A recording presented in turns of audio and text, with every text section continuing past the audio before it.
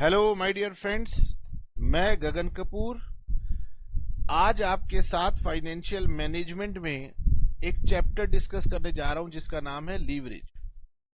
हम लोग इसके लिए बुक यूज करेंगे टैक्समैन पब्लिकेशन की आरपी रुस्तगी। और मैंने कहा कौन सा पब्लिकेशन? टैक्समैन।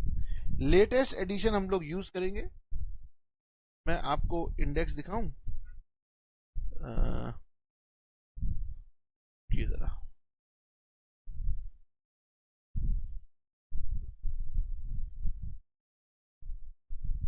हाँ जी, तो ये हमारी बुक है आरपी रुस्तगी, टैक्समैन पब्लिकेशन का एडिशन है। और अगर आप चैप्टर के स्टार्टिंग में इंडेक्स देखेंगे तो ये हमारे पास में इंडेक्स है। इंडेक्स कहता है कि गगन सर पहले तो बच्चों को बताओ फाइनेंशियल मैनेजमेंट का इंट्रोडक्शन।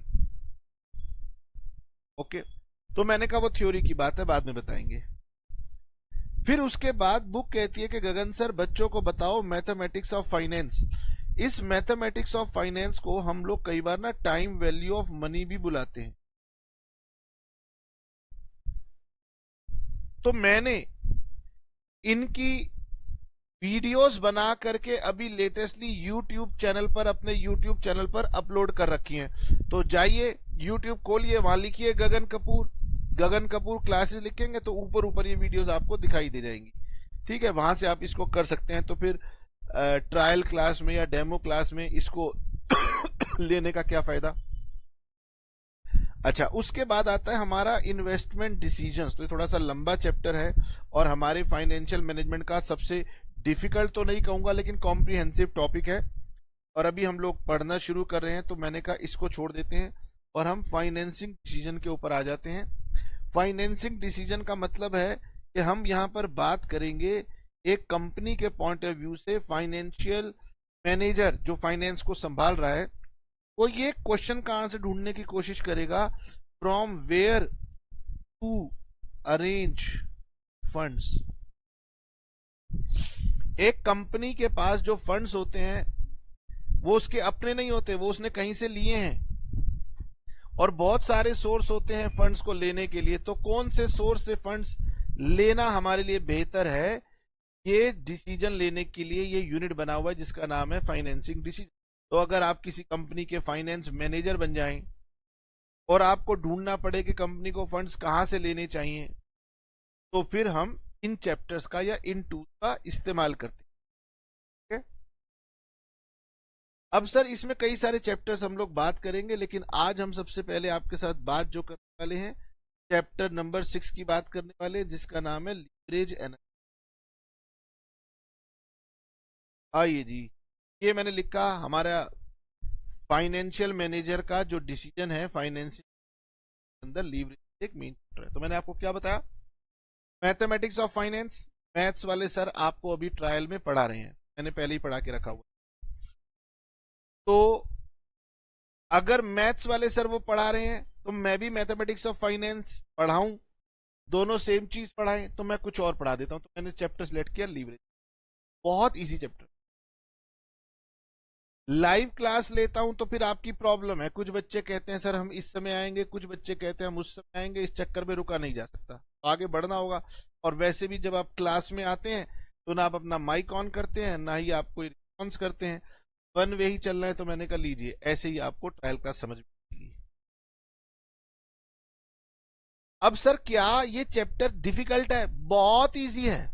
तो सर एग्जाम में इससे क्वेश्चन नहीं आता होगा? डेफिनेटली आएगा, डेफिनेटली आएगा। और क्वेश्चन थोड़ी सी एक नॉलेज हल्की सी टेस्ट करने की कोशिश करता है कि क्या बच्चों को सिर्फ ये प्रोसीजरल कैलकुलेशन ही आती है या उसका मीनिंग भी पता है, उसका इंटरप्रिटेशन भी पता है। तो लकीली हमारे बच्चों को कैलकुलेशन भी आती है और इंटरप्रिटेशन पता है। आप भी जान, फिर आप पकड़ पकड़ के बुलाएंगे कि बच्चे यार इधर आप, तुम्हारे एफएम का पेपर है, कुछ प्रॉब्लम हो तो मुझसे पूछ लेना, ऐसी ऐसी आप बातें करते हो। हाँ जी, आइए जी आपको पढ़ाते हैं। चैप्टर का नाम है leverage.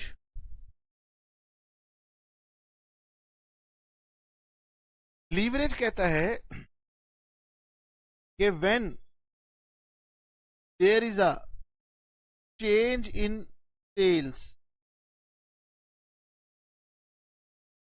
there will be increased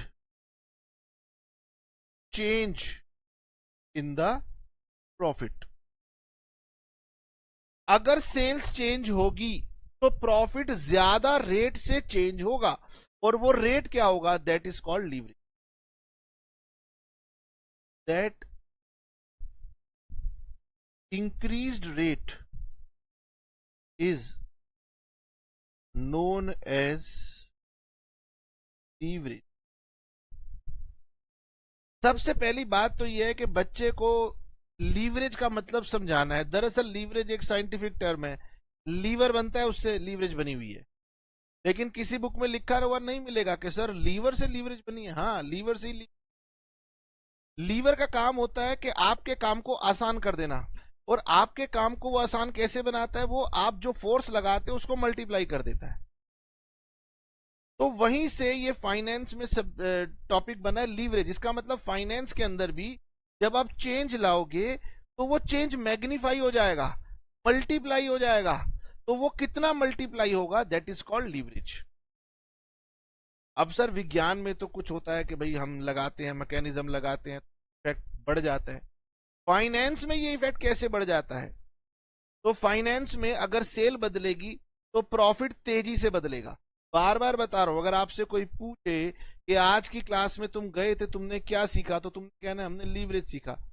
और अगर आपके कोई दोस्त, आपके फ्रेंड्स पूछ लें, पेरेंट्स पूछ लें लीवरेज क्या होता है, तो आपने कहना है कि एक आम इंसान समझता है कि अगर सेल्स में 10% चेंज आएगा तो प्रॉफिट में भी 10% आएगा।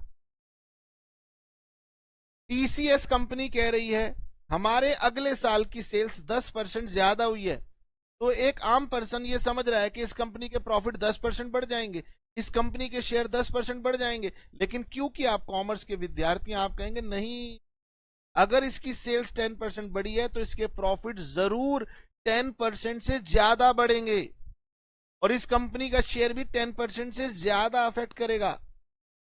अब कितना करेगा तो वो उसकी इनकम स्टेटमेंट देख करके पता चलेगा, वही मैं आपको बताने। तो आपको एक फाइनेंस मैनेजर अपनी आंखों से देख रहा है जो आम इंसान नहीं देख, ये हम आपको दिखाने की कोशिश करेंगे। ठीक है, now leverage occur due to presence of fixed cost. तो ये जो हमारे बिजनेस में मैग्नीफाइंग इफेक्ट प्रॉफिट पे पड़ रहा है, मल्टीप्लाइंग इफेक्ट प्रॉफिट पे पड़ रहा है, ये क्यों पड़ रहा है? क्योंकि आपके बिजनेस में एक फिक्स्ड कॉस्ट है। ओके, नाउ जब हम इनकम स्टेटमेंट बनाते हैं तो फिक्स कॉस्ट को हम दो पार्ट्स में ब्रेक करते हैं। Fix cost are of types.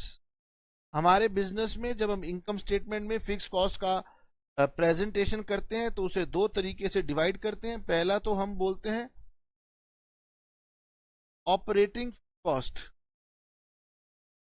Operating fix cost, जैसे आप बिजनेस करते हैं तो बिजनेस में आप मान लीजिए अपनी फैक्ट्री का रेंट दे रहे हैं, तो rent is operating fix cost. Business करने में जो आपकी फिक्स कॉस्ट लग रही है उसे हम बोलते हैं ऑपरेटिंग फिक्स कॉस्ट। और मैंने कहा कि leverage occur due to presence of fix cost, तो इस फिक्स कॉस्ट की वजह से आपकी जो लीवरेज बनेगी उसे हम बोलेंगे डिग्री ऑफ ऑपरेटिंग लीवरेज, या फिर हम इसे सरल भाषा में ऑपरेटिंग लीवरेज बोल देते हैं।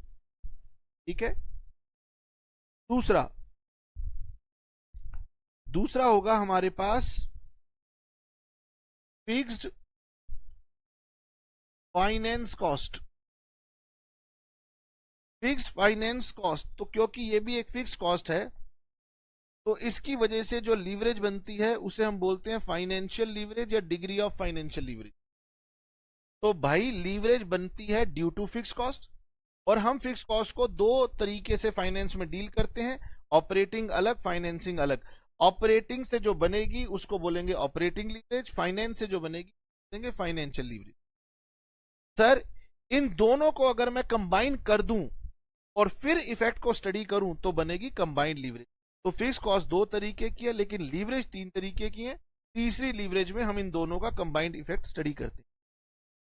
तो third is known as combined leverage.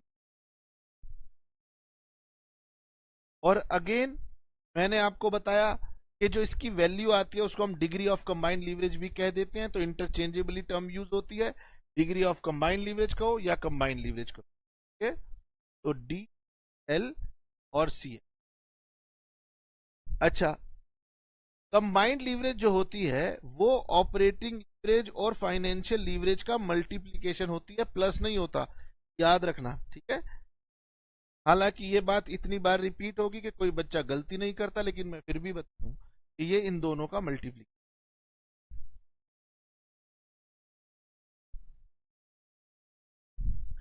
आइए जी, सबसे पहले हम बात करते हैं डिग्री ऑफ ऑपरेटिंग लीवरेज। अब देखिए, when there is a change in the sales, अगर सेल्स बदलेगी, then there will be increase change on the profit. आपके प्रॉफिट के ऊपर इंक्रीज्ड चेंज, इंक्रीज्ड इफेक्ट आएगा। अगर सेल्स बदलेगी तो प्रॉफिट पर तेजी से इफेक्ट आएगा। तो सेल्स कहलाएगी इंडिपेंडेंट और प्रॉफिट कहलाएगा डिपेंडेंट। तो डिग्री ऑफ ऑपरेटिंग लीवरेज को निकालने का फॉर्मूला होता है परसेंटेज चेंज इन ईबीआईटी, ये प्रॉफिट का नाम है EBIT, due to percentage change इन।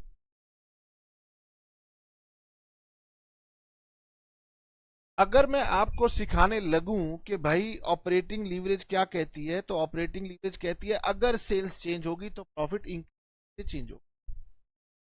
बार बार बताऊंगा ताकि आपके माइंड में बैठ जाए। एक बार अपनी आंख बंद करके अपने दिमाग में बैठा लीजिए, ऑपरेटिंग लीवरेज का मतलब है अगर सेल्स चेंज होगी तो प्रॉफिट कितना चेंज होगा।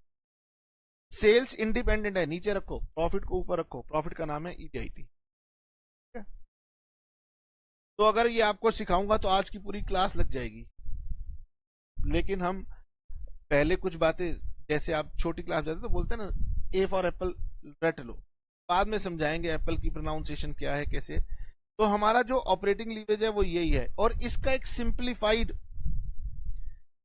डेरिवेशन है। अगर हम इसको थोड़ा सा घुमाएंगे फिराएंगे प्यूरिफाई करेंगे तो एक सिंपल सा रिजल्ट निकल के आता है, कॉन्ट्रीब्यूशन डिवाइडेड बाय ईबी।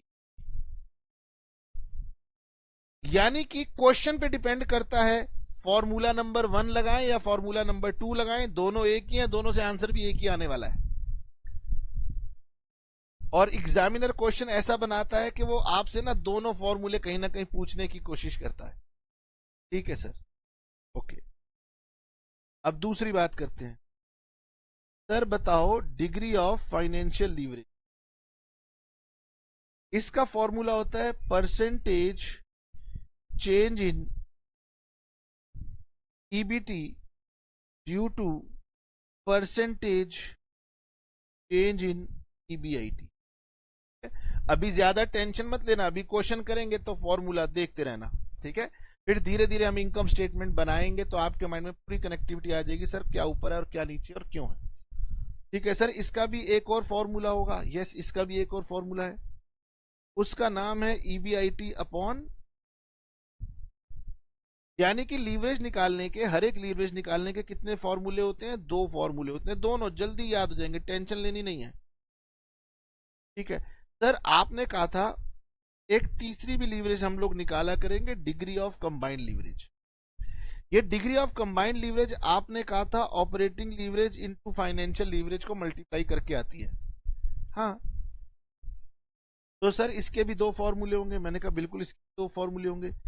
बताओ जी, ऑपरेटिंग लीवरेज का फॉर्मूला क्या था, percentage change in EBIT due to percentage change in sales, और फाइनेंशियल लीवरेज का फॉर्मूला था percentage change in EBT due to percentage change इन।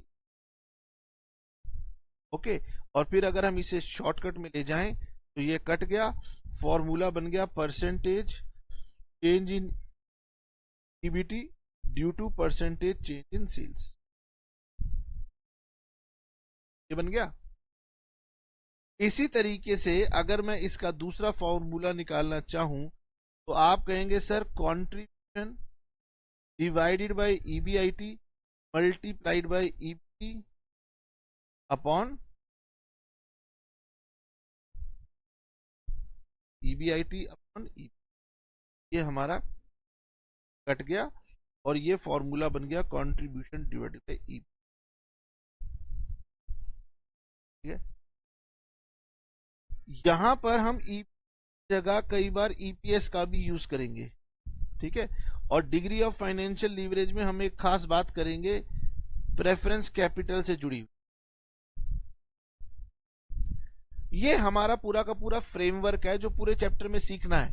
अभी यही बात पूरे चैप्टर में करता रहूंगा, और जब ये आपके माइंड में भी ऐसे सेट हो जाएगी जैसे मेरे माइंड में सेट हो गया, चैप्टर ओवर, यानी आज आपने 50% चैप्टर देख लिया है बस। ठीक है, आओ जी, ज्यादा समय ना लगे इसलिए मेरी हैबिट है कि मैं बुक से इलस्ट्रेशन लेते हुए आपके साथ बात कर लेता हूं या क्वेश्चन लेते हुए बात कर लेता हूं। इससे क्या होता है, हमारा समय कम लगता है। आइए जी सर, ये तो इंडेक्स की बात हुई, आपने बता दिया। हम पहले चैप्टर नंबर 6 कर रहे हैं। अगर आपके पास कोई और बुक है तो घबराना मत, वहां पर भी आपको मिल जाएगा हेडिंग लीवरेज एनालिसिस, और जब मैं समझा दूंगा तो आप कोई भी दुनिया जहान की बुक प्रैक्टिस करोगे सब बनेगी, घबराना नहीं। तो कई बच्चों को हो सकता है ना सर हमारे कॉलेज में कोई और बुक है, तो घबराना नहीं। आइए जी, ये हमारी बुक है और हमारी प्यारी सी बुक आरपी रुस्तगी सर की बुक कहती है कि गगन जरा एक छोटा सा देख लो सिनॉप्सिस टाइप के लीवरेज एनालिसिस में क्या पढ़ना है। तो वो कहते हैं गगन बच्चों को ऑपरेटिंग लीवरेज बताना, फाइनेंशियल लीवरेज बताना, कंबाइंड लीवरेज बताना, कुछ इलस्ट्रेशंस करवा देना और उसकी मीनिंग समझा देना, बस चैप्टर खत्म। तो यही तो मैंने आपको बताया, मैंने आपको इन सबके फॉर्मूलेस बता दिए। अब उन सबको धीरे धीरे धीरे धीरे आपके माइंड में मैं सेट करने जा रहा हूं। तो आइए जी सर सेट करते हैं। तो मैं चलता हूं किसी इलस्ट्रेशन पर और इलस्ट्रेशन से बात आपको समझाऊं। तो मैंने इसके लिए इस इलस्ट्रेशन नंबर 6.14 को पहले पकड़ा। ठीक है, नाउ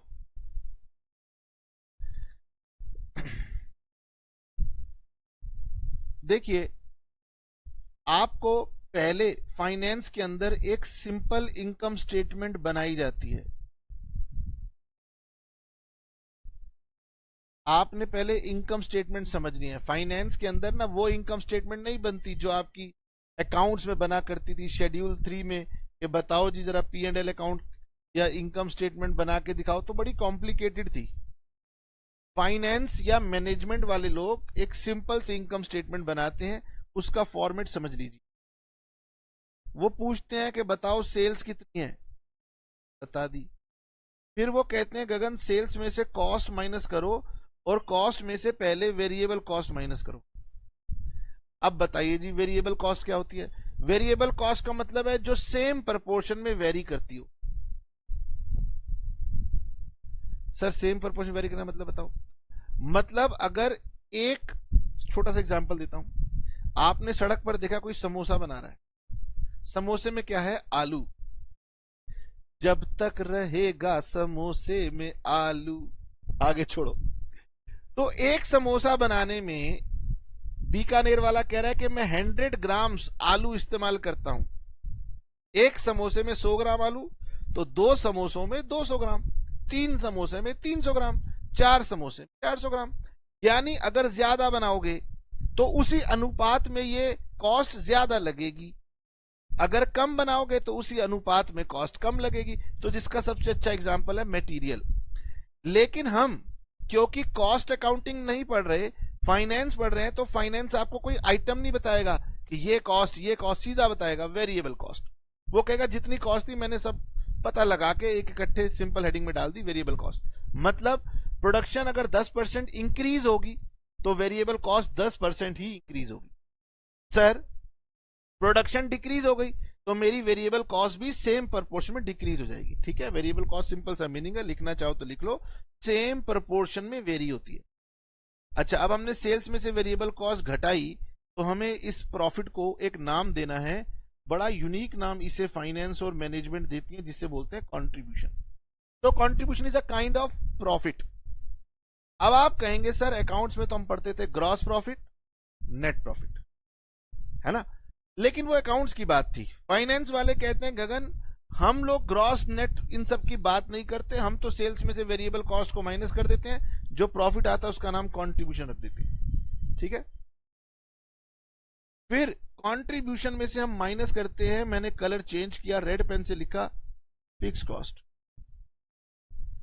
तो रेड पेन से लिखा, बताता हूं। अब कंट्रीब्यूशन एक प्रॉफिट होता है, उसमें से फिक्स कॉस्ट घटाएंगे तो फिर एक प्रॉफिट आएगा।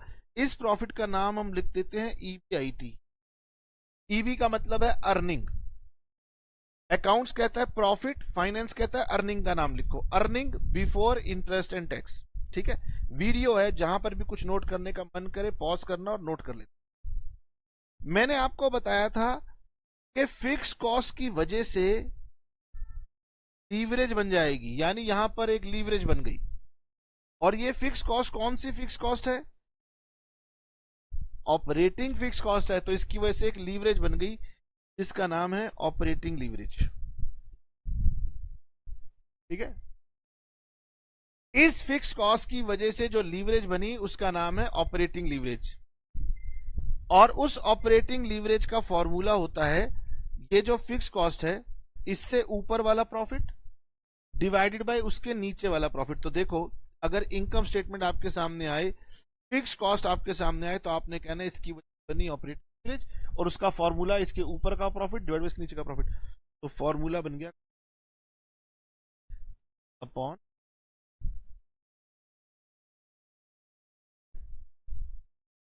अब आप थोड़ी देर के बाद नोट कर लेना, रुक जाओ, तो मैं यहां पर ना साथ साथ समझाता हुआ भी चलू। कोई भी इलस्ट्रेशन मैं ले सकता हूं, लेकिन इलस्ट्रेशन कड़ी 2 क्लासेस तक मैं अपनी मर्जी से चीजें आपको सिखाऊंगा, फिर जब आप सीख जाएंगे तो छोड़ दूंगा, फिर जो मर्जी कर लेना, कि अभी मेरे हिसाब से चलता। वो कह रहे Gagan following data is available. Okay, एक कंपनी का डेटा है, कह रहे गगन इस कंपनी की सेल्स है 2 लाख। ठीक है, वेरिएबल कॉस्ट जो भी होती हो वो है 60,000। और सर ये एट द रेट ऑफ 30% क्या है? इसका मतलब है कि सेल्स की 30% जो भी मेरी होती है वो मेरी वेरिएबल कॉस्ट में खर्च हो जाता है, ऐसा मैनेजमेंट का कहना है। तो ठीक है सर, सेल्स में से अपनी वेरिएबल कॉस्ट को माइनस करो, अब जो प्रॉफिट आएगा उस प्रॉफिट का नाम होता है कंट्रीब्यूशन। सर ये टर्म मैंने पहली बार पढ़ी है, कोई बात नहीं, पहली बार पढ़ लिया, अब हो गया, अब पुरानी हो गई। सेल्स में से वेरिएबल कॉस्ट माइनस की कंट्रीब्यूशन, कंट्रीब्यूशन में से फिक्स कॉस्ट। ओ सर, ये फिक्स कॉस्ट आते ही लीवरेज बनेगी, बिल्कुल बन गई। फिक्स कॉस्ट माइनस करने के बाद जो प्रॉफिट आया उसका नाम है ईआईटी। सर ये भी मैंने पहली बार पढ़ा, कोई बात नहीं, याद कर लो, क्योंकि इसकी वजह से लीवरेज बन गई और इस लीवरेज का नाम होगा ऑपरेटिंग लीवरेज और इसका फॉर्मूला होगा कंट्रीब्यूशन डिवाइडेड बाय ईबी। तो मैं ये कहना चाहता हूं कि कोई बात नहीं, मुझे ये वाला फॉर्मूला बहुत आसानी से याद हो जाता है, contribution divided bye, contribution divided bye. बच्चा इतनी बार इस फॉर्मूले को करता है, इतनी बार करता है, और एग्जामिनर अचानक कहता है गगन ट्यून चेंज है, तो यहां आ जाता है और बच्चा कहता है ओ मैं भूल गया क्या ऊपर क्या नीचे। तो अगर आप ऑपरेटिंग लीवरेज का मीनिंग याद कर लोगे तो ये डेफिनेशन आपको याद हो जाएगी। ऑपरेटिंग लीवरेज कहते हैं गगन अगर सेल बदलेगी तो कितना प्रॉफिट बदलेगा? सेल नीचे रखो, प्रॉफिट ऊपर रखो, इस प्रॉफिट का नाम होता है ऑपरेटिंग प्रॉफिट, ईबीआईटी। कोई बात नहीं, जल्दबाजी कोई बात नहीं, पहली चीज हमें ये याद हो गई, कंट्रीब्यूशन अपॉन ईबीआईटी। कैसे? इन दोनों के बीच में कॉस्ट होती है फिक्स कॉस्ट, तो जब भी लीवरेज बनेगी उसके ऊपर का प्रॉफिट और उसके नीचे का प्रॉफिट। ठीक है, ये फॉर्मूला। आइए जी, इलस्ट्रेशन नंबर 6.14, ये रही मेरी फिक्स कॉस्ट, इससे कौन सी लीवरेज बनी? इससे बनी सर मेरी ऑपरेटिंग लीवरेज।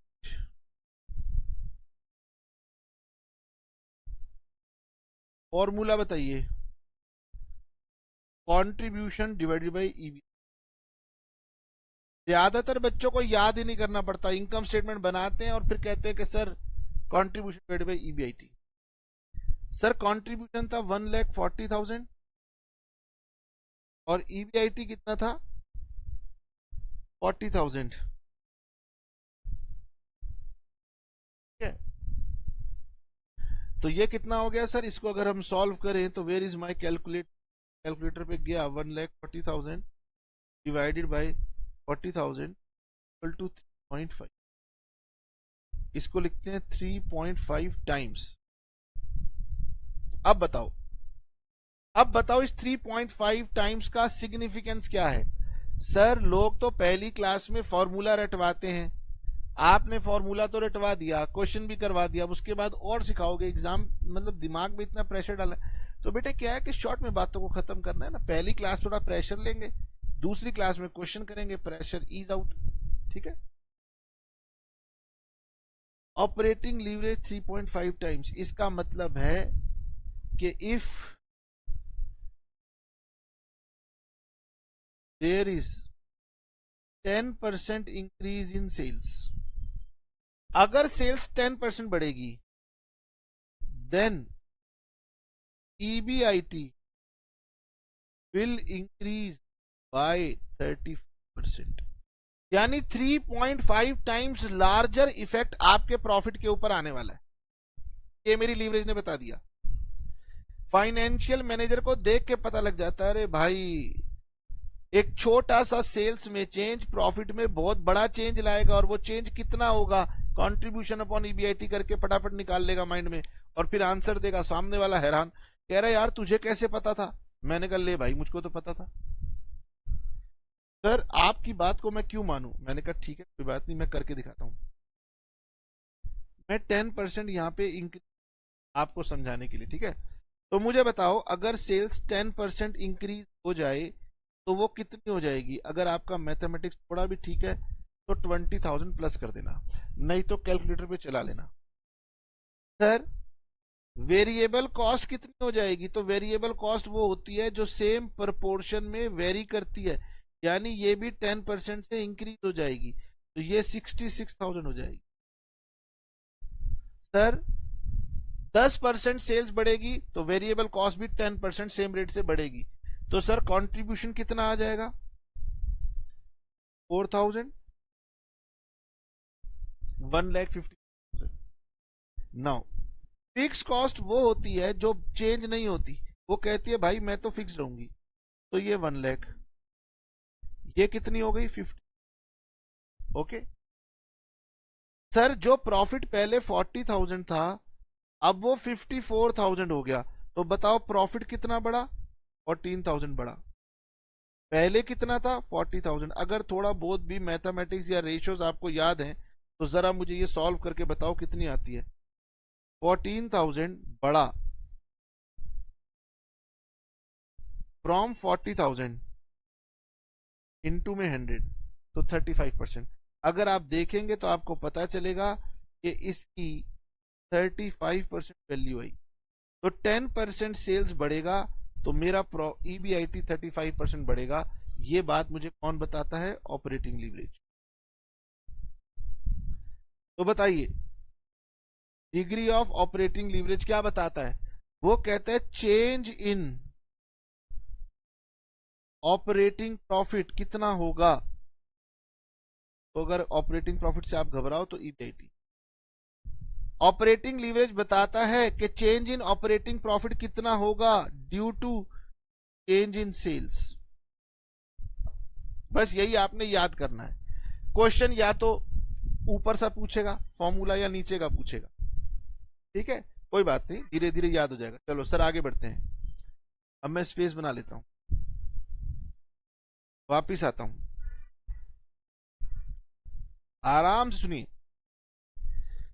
लीवरेज अकर करती है due to presence of fix cost, ठीक है। हाँ फिक्स कॉस्ट मेरे पास दो तरीके की थी, एक ऑपरेटिंग और दूसरी फाइनेंसिंग, ठीक है। मैंने इनकम स्टेटमेंट बनाई, सेल्स में से वेरिएबल कॉस्ट माइनस की, कंट्रीब्यूशन आया, फिक्स कॉस्ट माइनस की, ईबीआईटी आ गया। तो एक फिक्स कॉस्ट तो सर यहां पर खड़ी हुई है उसका इफेक्ट मैंने देख लिया।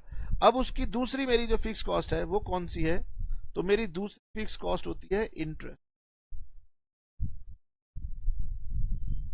जो आप लोन लेते हैं, जो आप डिवेंचर्स इश्यू करते हैं, बैंक से टर्म लोन लेते हैं, तो उसके ऊपर जो आप इंटरेस्ट देते हैं वो भी फिक्स कॉस्ट है। बैंक कहता है गगन सर मैंने आपको पैसे दिए थे, आपने उस पैसे का इस्तेमाल किया नहीं किया, मुझे मेरा इंटरेस्ट चाहिए, तो interest is a fix cost. पैसे का ज्यादा इस्तेमाल करोगे तो भी ब्याज उतना ही लगना है, कम करोगे तो भी उतना ही रखना है, खाली रखोगे तो भी उतना ही लगना है। तो इसके बाद जो मेरा प्रॉफिट आएगा उसका नाम हो जाएगा अर्निंग बिफोर टैक्स। और जैसे कि मैंने आपको पहले भी बताया था कि इसकी वजह से अब मेरी लीवरेज लग जाएगी फाइनेंशियल लीवरेज। और अगर आप गैस कर सको तो मुझे बताओ इस फाइनेंशियल लीवरेज का फॉर्मूला क्या होना चाहिए। ठीक इसके ऊपर का प्रॉफिट ऊपर रखो और ठीक इसके नीचे का प्रॉफिट नीचे रखो। इसका मतलब फाइनेंशियल लीवरेज का फॉर्मूला होगा EBIT upon EBT. Financial leverage का फॉर्मूला होगा ईबीआईटी अपॉन ईबीटी। आओ जी आगे बढ़ते हैं। फाइनेंशियल लीवरेज,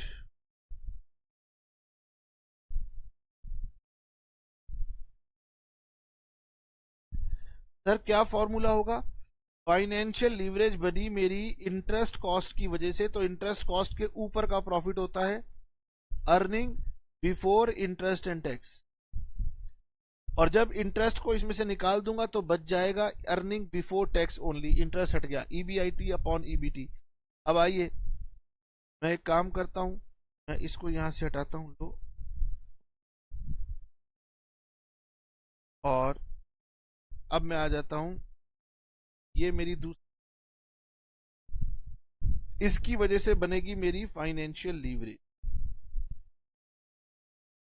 तो सर ईबीआईटी अपॉन ईबी, इसका मतलब 40,000 डिवाइडेड बाय 35,000।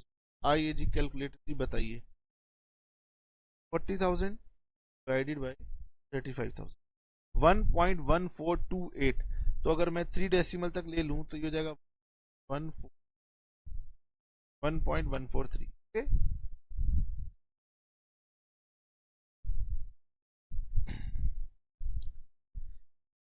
इसे हम बोलते हैं डिग्री ऑफ फाइनेंशियल लीवरेज। और डिग्री ऑफ फाइनेंशियल लीवरेज बोलता है percentage change in EPS due to percentage change in EBIT. हमारा ईबीआईटी अगर बदलेगा तो हमारा ईपीएस कितना बदलेगा। तो सर क्वेश्चन में तो अभी आप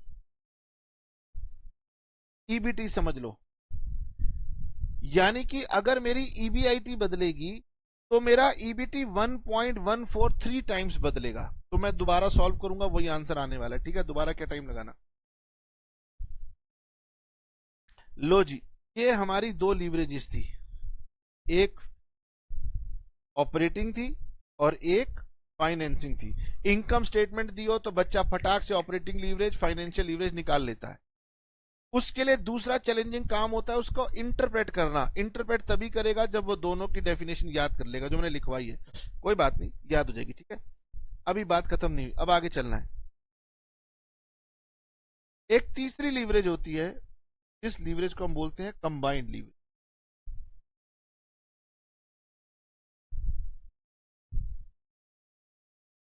कंबाइंड लीवरेज कहती है कि गगन हम ऑपरेटिंग फिक्स कॉस्ट और फाइनेंसिंग फिक्स कॉस्ट दोनों का कंबाइंड इफेक्ट स्टडी करेंगे।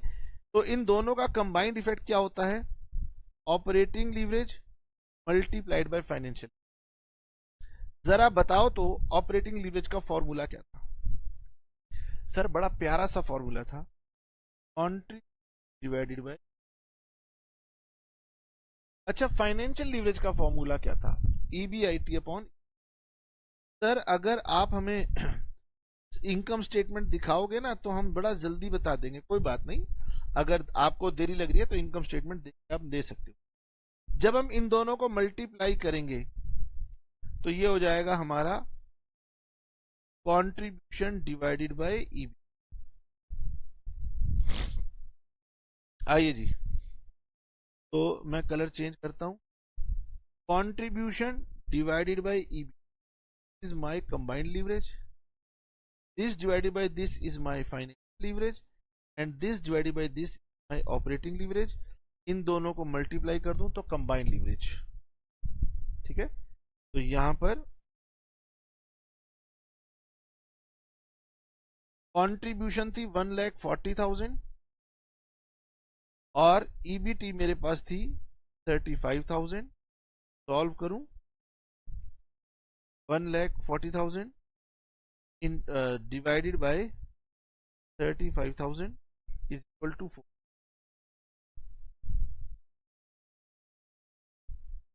इसका मतलब डिग्री ऑफ कंबाइंड लीवरेज कहता है परसेंटेज चेंज इन ईपीएस। तो अभी हम ईपीएस तक पहुंचे नहीं है, तो अभी आप ईबीटी समझ लो, divided by percentage change in. आप दोनों के फॉर्मूले जो मैंने बताए थे उनको जब आप मल्टीप्लाई करेंगे तो नेट इफेक्ट यही आएगा। तो ऑपरेटिंग लीवरेज क्या कह रहा है, देखो लीवरेज कह रहा है गगन, अगर सेल बदलेगी तो आपका ऑपरेटिंग प्रॉफिट कितना बदलेगा, दिस इज ऑपरेटिंग लीवरेज। अगर आपका ऑपरेटिंग प्रॉफिट बदलेगा तो आपका ईबीटी ये कितना बदलेगा, this is called financial leverage. और तीसरी है कंबाइंड लीवरेज, जो कि सीधा कहती है कि अगर सेल बदलेगी तो डायरेक्टली ये कितना बदलेगा, this is called combined leverage. ये तीन चीजें। ऑपरेटिंग लीवरेज निकालने के भी दो फॉर्मूले हैं, फाइनेंशियल लीवरेज निकालने के भी दो फॉर्मूले हैं, और इसी तरह से कंबाइंड लीवरेज को भी निकालने के दो फॉर्मूले हैं। तो टोटल हो गए 6 फॉर्मूले। इनकम स्टेटमेंट अगर आपने बना रखी है तो आप इनकम स्टेटमेंट को देखते ही बता देंगे।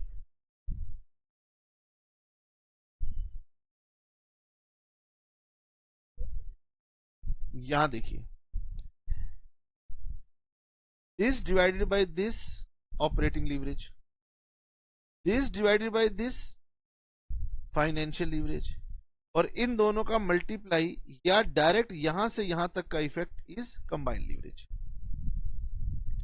इनकम स्टेटमेंट अक्सर क्वेश्चन में हमें दी होगी, नहीं दी होगी तो हम बना लेंगे, इसलिए बच्चे को ये वाले फॉर्मूले रटने में दिक्कत नहीं आती कि सर ऑपरेटिंग लीवरेज है contribution divided by EBIT, financial leverage है ईबीआईटी अपॉन ईबीटी, और कंबाइंड लीवरेज है आपका कंट्रीब्यूशन डिवाइडेड बाय ईबीटी। ये याद करने में बच्चे को दिक्कत नहीं होती, और ये आप यहां से देख के समझ सकते हो। ठीक है, ये तीनों बच्चा निकाल लेता है।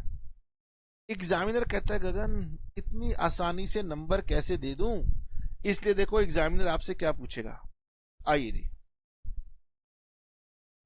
एग्जामिनर कहता है गगन मैं तो पूछूंगा using the concept of financial leverage by what percentage will taxable income, मतलब EBT increases if EBIT increases by 6%। तो पहला क्वेश्चन है, आपको लगेगा यार कितना भारी भरकम है, लेकिन 2-3 क्वेश्चन करने बाद आप कहोगे ले बस यही दिक्कत थी। लो, आप कहोगे एग्जामिनर को तू ये भी मत बता, चल मैं अपने आप ढूंढ लूंगा कौन सी लीवरेज लगानी है, तो इसकी बता दे। क्या पूछना चाहता है, by what percentage taxable income, मतलब ईबीटी चेंज करेगी, इंक्रीज करेगी इफ ईबीआईटी इंक्रीजेस बाय 6%। लो जी सर, एक है ऑपरेटिंग लीवरेज, एक है फाइनेंशियल लीवरेज, एक है कंबाइंड लीवरेज। ऑपरेटिंग लीवरेज कहता है चेंज इन ईबीआईटी कितना होगा अगर मैं सेल में चेंज कर दूं। फाइनेंशियल लीवरेज कहता है चेंज इन ईबीटी, ईबीटी मतलब अर्निंग बिफोर टैक्स, कितना होगा अगर मैं चेंज इन ईबीआईटी कर दूं। और कंबाइंड लीवरेज कहता है बताओ परसेंटेज चेंज इन ईबीटी कितना होगा अगर मैं परसेंटेज चेंज इन सेल्स कर दूं। सेल्स की वजह से आखिरी का जो ईबीटी आता है उस पर क्या प्रभाव पड़ेगा। क्वेश्चन को देखिए, क्वेश्चन कह रहा है by what percentage taxable income, मतलब ईबीटी कितना बदलेगी अगर ईबीआईटी को मैं 6% बदल दूं। ईबीटी कितना बदलेगी अगर मैं ईबीआईटी को 6% बदल दूं। तो हमने कहना है कि भाई तू फाइनेंशियल लीवरेज की तरफ इशारा कर रहा है, तो हम कहेंगे degree of financial leverage is equal to percentage change in EBT due to percentage change in EB. अब मेरी फाइनेंशियल लीवरेज थी 1.143, यही थी, ये मुझे पता लग गई। वो कह रहा है by what percentage EBT increases if EBIT increases by 6%। वो कह रहा है अगर ये 6% बदलेगी तो ये कितनी होगी। जैसे ये आपके माइंड में बने तो आप क्या कह सकते हो, आप कहोगे हाँ, increase in EBT is equal two degree of financial leverage multiplied by increase in EBIT. Question कह रहा है अगर ये मैं 6% से चेंज कर दूं, मतलब इंक्रीज कर दूं, और अगर डिग्री ऑफ फाइनेंशियल लीवरेज 1.143 है तो बताओ आपका ईबीटी कितना बढ़ेगा। तो 1.143 इंटू 6.858, यानी कि अगर हम इसको राउंड ऑफ कर दें तो हम कहें 6.9% इंक्रीज करेगा। अगर आपकी ईबीआईटी 6% चेंज करेगी तो आपकी ईबीटी 6.9% चेंज करेगी अप्रोक्सीमेटली। एग्जैक्ट चाहिए तो ये हो गया। सर दोबारा ट्राई करते हैं, मतलब मैं आपको ये बता रहा हूं इस चैप्टर में, इसके बियॉन्ड कुछ नहीं है। जब आप सेकंड क्लास थर्ड क्लास देंगे तो यही सारी बातें होंगी और धीरे धीरे ये आपके ब्लड में उतर जाएंगी और आप कहोगे हाँ सर हो गया। ठीक है जी। अच्छा, फिर वो कहता है using concept of operating leverage. मैंने कहा मत बता भाई, मैं अपने आप ढूंढ लूंगा, तू ज्यादा ये भी मत बता।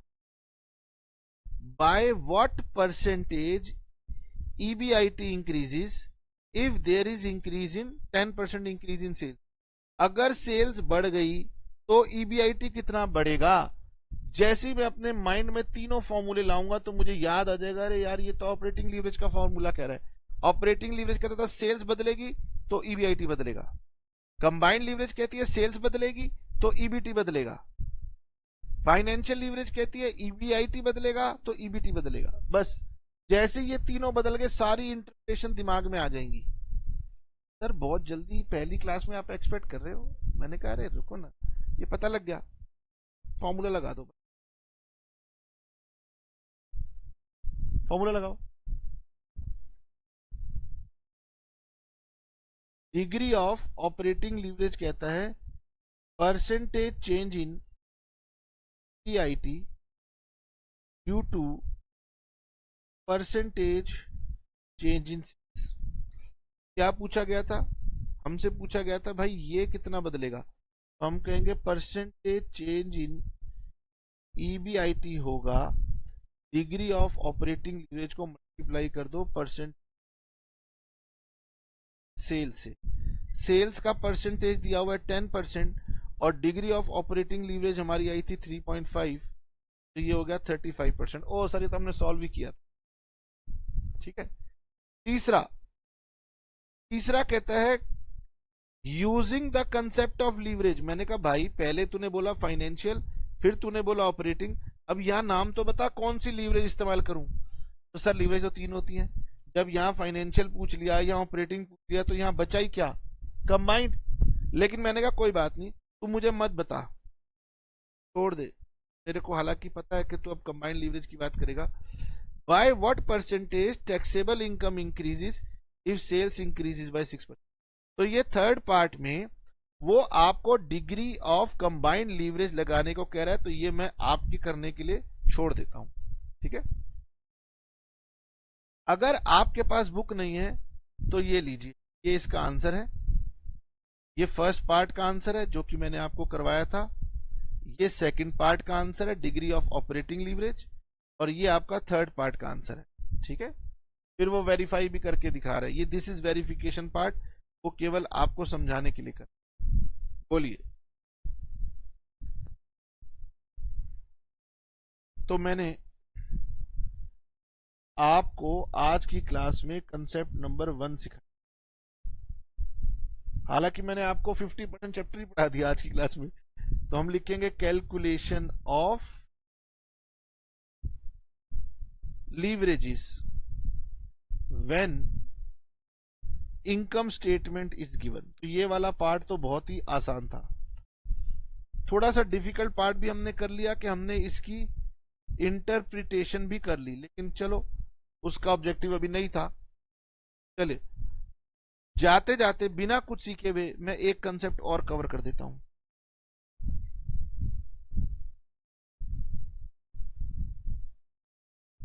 इसके लिए हमें कुछ सीखना नहीं पड़ेगा। Calculation of leverages when income statement is not given.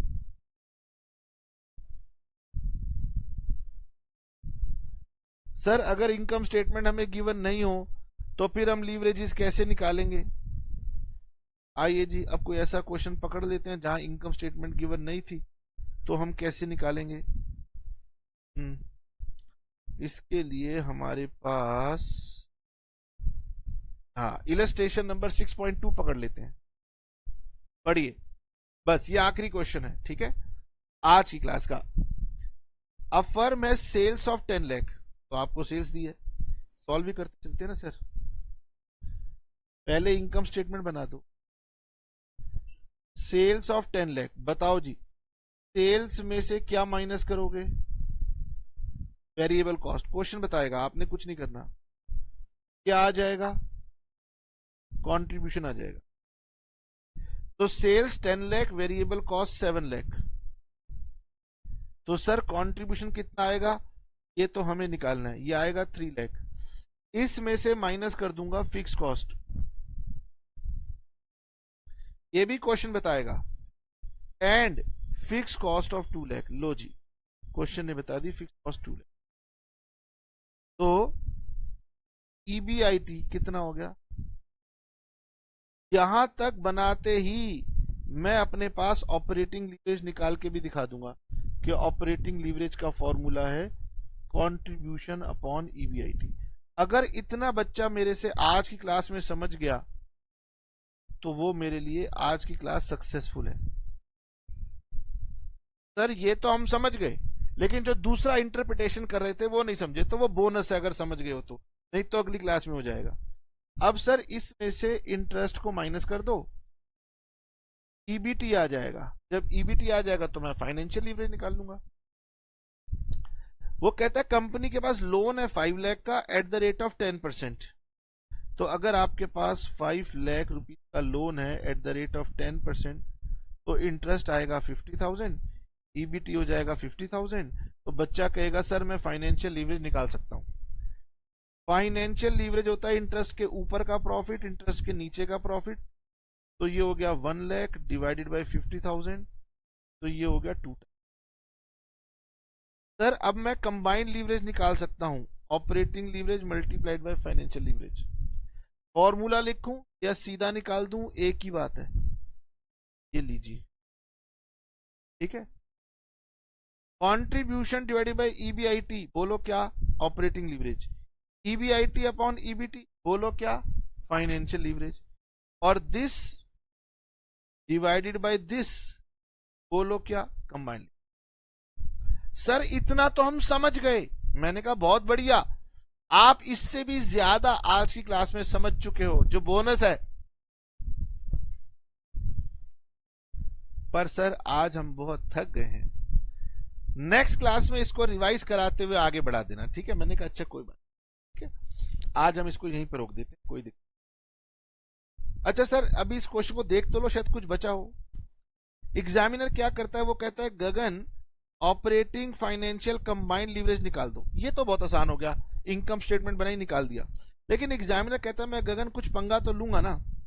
वो कहता है if the firm wants to double its EBIT, firm अपनी ईबीआईटी को डबल करना चाहता है, how much rise in sales would be need on percentage basis.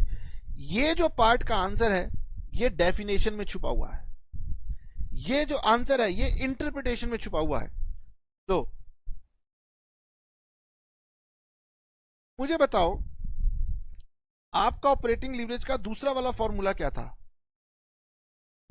Percentage change in EBIT due to percentage change in sale. बस apply करो, answer निकाल दो। Operating leverage कितनी थी? 3 times. Percentage change in EBIT मुझसे पूछ रहा है, नहीं बता रहा है। If firm wants to double its EBIT, double का मतलब क्या होता है? 100% इंक्रीज कर देना। क्वेश्चन कहता है अगर मैं अपनी ईबीआईटी को 100% इंक्रीज करना चाहता हूं तो बताओ सेल्स को कितना इंक्रीज करूं? तो ऑब्वियस सी बात है, सेल्स के अंदर इंक्रीज हो जाएगा 100/3, दैट इज 33.33%। हो सकता है कि ये वाली बात अभी आपको समझने में समय लग रहा हो। जिनका माइंड इंटेलिजेंट होगा उन्होंने तो पकड़ लिया होगा कि सर इंटरप्रिटेशन का फॉर्मूला अभी देखना है, आंसर निकाल देना है, अगली क्लास में रट लेना है, बात खत्म। जिनसे नहीं निकल रहा उनसे नेक्स्ट क्लास में निकल हो जाएगा, घबराना मत, ठीक है। आपकी आदत है कि जब मैं पढ़ाऊंगा लाइव क्लास में तो आप इतना सीखने में ना पता है 2-2 3-3 क्लास लगा दोगे हमारे साथ, इसलिए रिकॉर्डेड क्लास बहुत बढ़िया। आप इसे एज अ डेमो क्लास ले सकते हैं, हम इसके बाद की भी नेक्स्ट क्लास ऐसे ही रिकॉर्ड करके अपलोड कर देंगे और आप उसको देख लेना। तो अगर आप ऑब्जर्व करोगे तो आप ये फाइंड करोगे, रियलाइज करोगे कि रिकॉर्डेड क्लास में आउटपुट ज्यादा आती है, स्टूडेंट डिस्टर्ब नहीं करता, लर्निंग बहुत ज्यादा होती है। अदरवाइज क्या होगा कि लाइव क्लास के चक्कर में रहोगे तो आपके सिलेबस पेंडिंग होते जाएंगे। सर लेकिन हमें पढ़ते हुए दिक्कत आएगी, तो आप पूछो ना प्रॉब्लम्स मैं आपके साथ में लाइव लूंगा, पर लर्निंग लाइव करवाऊंगा तो खत्म नहीं हो पाएगी। फाइनेंशियल मैनेजमेंट एक इजी सब्जेक्ट है कंपैरेटिवली, जो आपके आगे आने वाले सेमेस्टर्स में पेपर होंगे। यहां अगर हमारी रिदम बन जाएगी तो आने वाले सेमेस्टर्स में आपको बहुत बेनिफिट मिलेगा। वरना आने वाले सेमेस्टर्स में अगर लाइव क्लास पढ़ने के चक्कर में रहोगे सिलेबस भी कंप्लीट नहीं होंगे। सर आप हमें डरा रहे हो, समझा रहा हूं, आगे मर्जी आपकी, ठीक है। चलिए जी, मैंने तो पहले ट्राई किया कि मैं आपको लाइव ट्रायल क्लास दे पाऊं, पर मैं समझ गया कि भाई बच्चे एक टाइम में आएंगे नहीं, इसलिए मैंने आपको रिकॉर्ड करके, उम्मीद करता हूं आपको समझ में आया होगा, ठीक है। नेक्स्ट क्लास में ये वाला रिवाइज करके आगे पढ़ाऊंगा और आप बिल्कुल बेफिक्र हो जाना, ठीक है। चलिए tata bye bye see you. कोई होमवर्क नहीं है अभी, कोई होमवर्क नहीं है, चिंता मत करो।